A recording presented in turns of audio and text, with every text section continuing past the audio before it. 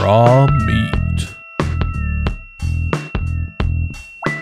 What's up, guys? Welcome to the first official edition of Raw Meat with Jared Ralphie Allen.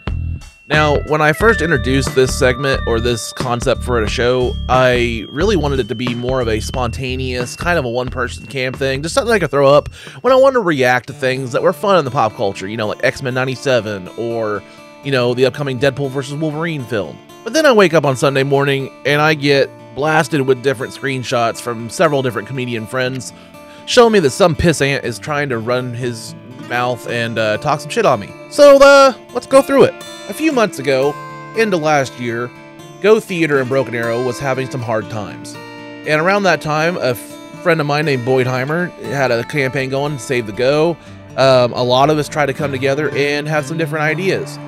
One idea I pitched to a former best friend or a close friend of mine, / acquaintance, was to do a movie at Go Theater. And the idea I had was called Multiplex. It was centered around a dude that runs a theater post-COVID, post-writers-actors strike, and that was the idea. Me and that former friend sat down for 2 Skype calls, where I proceeded to bring up the name of the show, the location, characters, plot details, conflicts, acts 1, 2, and 3, things for resolutioning those conflicts, and pretty much everything to do with the script was from this old noggin. My counterpart wrote those things down on a whiteboard on his by his desk, where it collected dust for the next 3 to 4 months. Actually, it was May, so 5 months. During that time, we had a falling out. Flash forward to May 2024. I haven't talked to this guy in months. I kind of found out that he was pretty much just a dark cloud in my life, and you know, you have those people that, you know, you wish them the best, but they're just Eeyore. They're never gonna see the light of day. The grass is never greener. Everything is everybody else's fault, and I don't have time for that. So I separated. I wish him the best. I have no ill will towards this person, and I generally left him alone. But as I continue to work on my other projects, my film idea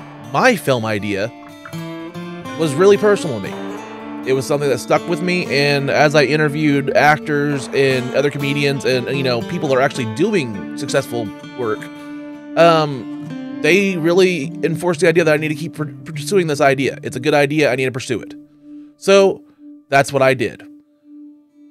The movie's still mine. The idea is still mine. The concept is still mine. The characters are still mine. The plot is still mine. The title, the location, all of that was from here. So, in an effort to secure that back, I reached out to him in May. And I wished him the best. I asked for my movie rights back. This individual demanded an apology. I gave him an apology. This individual demanded to keep talking about drama. I tried to skirt around that and simply keep it business. I wanted my movie rights back. This individual kept trying to pursue that, and I kept trying to tell him, I just want this to be a business conversation. I don't need any kind of blank drama, and this is a purely transactional conversation.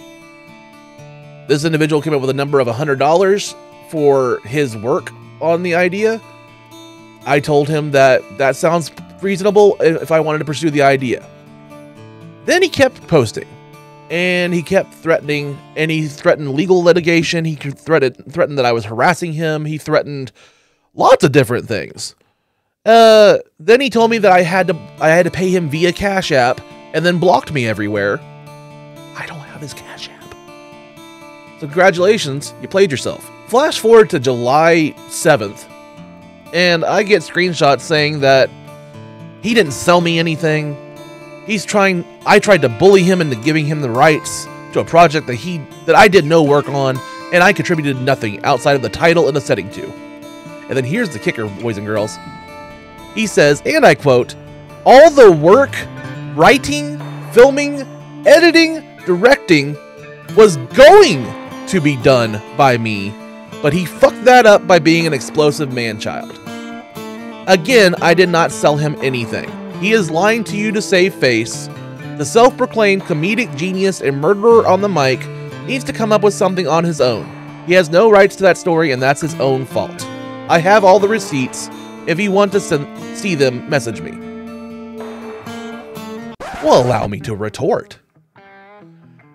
I find it kind of funny that in this diatribe, you confess verbatim that all the work, writing, filming, editing, directing was going to be done by you. So you're saying right here on your post that you've done zero work on this project and are shaming me for continuing. Congratulations, you played yourself, dumbass. Then I want to go down to self-proclaimed comedic genius and murderer on the mic. I never proclaimed to be a comedic genius. Never, you know, I always say on my podcast stuff that I'm a baby novice comic just learning the ropes.